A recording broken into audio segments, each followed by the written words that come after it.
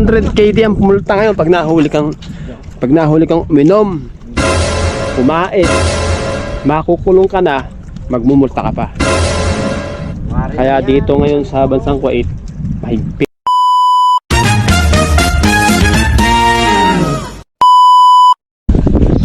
Guys, gagala muna tayo sa Kiran Mall. Hindi pala Kiran Mall, bike lang. Dala ko pang DIY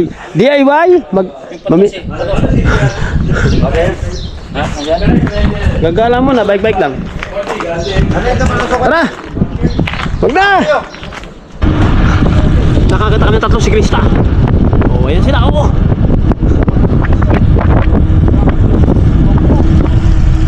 kaway. guys, partida guys, hindi wala complete gear guys. Oh, mabaya kami sa kanila guys.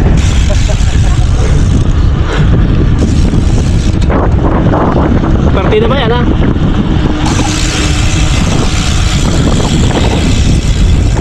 Ang lamig nga lang.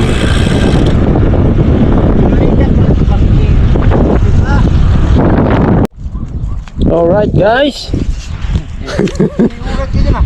guys, gumala tayo sa gilid ng dagat para maglibang. Ito tayong pagkain kasi Ramadan ngayon, bawal kumain. Ang oras natin sa buong kapuluan ay ganap na alas 6 sa bansang Kuwait, mga kabayan. Bawal pong kumain ngayon, bawal uminom. Pag nahuli ka, magkano multa? 100 KD ang multa ngayon pag nahuli kang uminom, kumain, makukulong ka na, magmumulta ka pa. Kaya dito ngayon sa bansang Kuwait, mahigpit dahil second days na po ng Ramadan.